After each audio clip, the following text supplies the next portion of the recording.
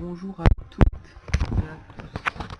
Alors, c'est ici Loïc, donc Chopabe47 pour le pseudo dans Minecraft. Je vais vous apprendre ici quelques éléments de Redstone. Donc, un premier chapitre qui sera en fait le chapitre 2, donc je n'ai pas fait le premier chapitre, mais je vais faire en fait un chapitre 2 car ici je vous apprendrai maintenant comment faire un courant inversé avec de la Redstone. Donc évidemment un courant inversé c'est avec de la Redstone dans Minecraft, donc un peu d'autres. Et, et un pulseur. Voilà, j'ai arrêté tout.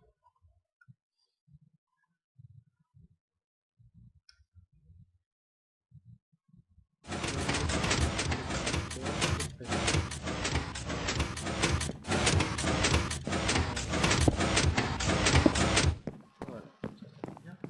Excusez-moi. Alors, je vais vous apprendre alors comment fonctionne.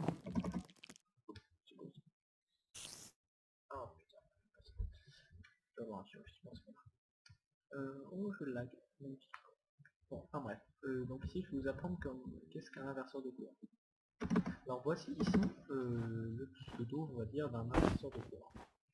C'est ça. Alors un inverseur de courant. Donc excusez-moi, moi je vais prendre besoin, donc je vais faire une couleur entre les deux touches. Donc j'aurai besoin de donc une torche de redstone, torche de redstone, un bloc, c'est bon, voilà. Donc c'est simple. En fait, le but est de faire un effet inverse. C'est-à-dire que en gros on peut déjà voir ça. C'est-à-dire qu'en fait, le but par exemple c'est que cette torche là vienne activer cette torche là pour faire l'effet inverse. Donc évidemment ici ça ne marche pas parce que en fait l'énergie démarre d'ici et à la fois de là. Donc on ne sait pas lequel va éteindre l'autre.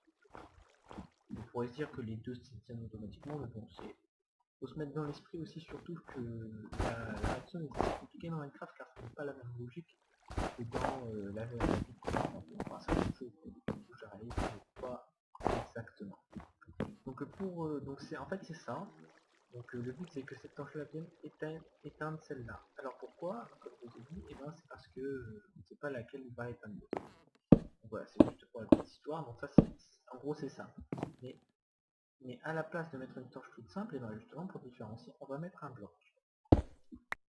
Simplement que c'est la torche qui va venir alimenter le bloc et tout ce qui sera sur le bloc va comment dire, s'éteindre, on va dire. Donc, si tu as une torche ici, voilà, direct comme ça. C'est tout ce qu'il y a à savoir. Donc voilà pour l'inverseur de courant. Alors ensuite, impulseur. Impulseur c'est un peu plus compliqué car c'est un peu le... Il faut connaître le principe de l'inverseur de courant. Je dis déjà que pour mes prochains épisodes, je ferai des petits pièges. On va comment faire certains pièges ici, je vais faire des petits pièges très communs. Je pour les débutants quoi.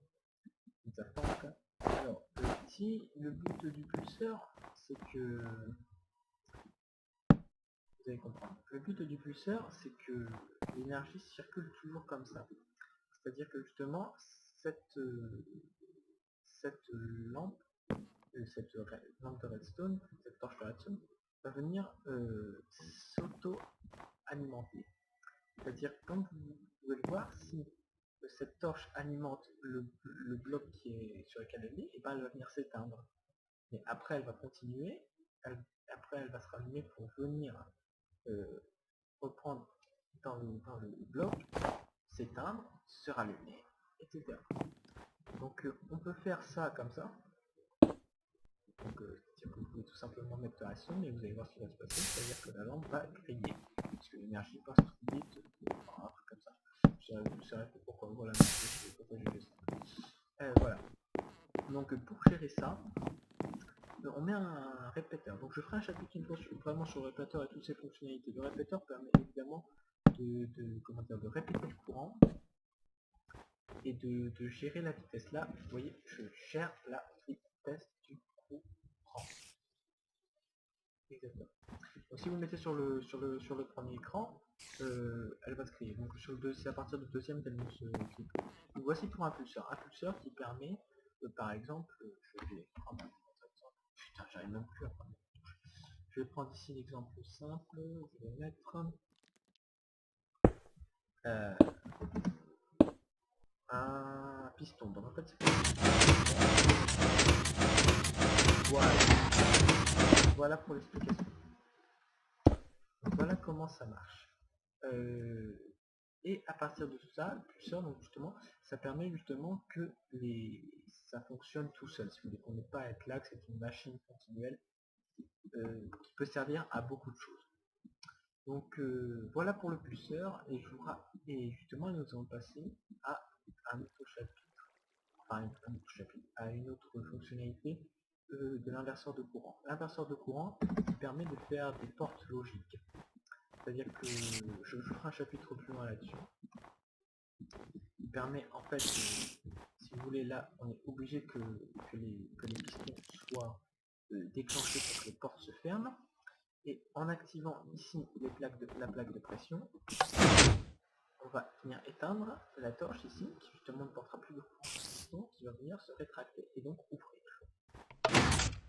Et voilà pour la porte logique. Donc si vous n'avez pas compris, de toute façon je referai un chapitre là-dessus. Voilà. Merci et à bientôt pour le prochain chapitre là-dessus. Au revoir.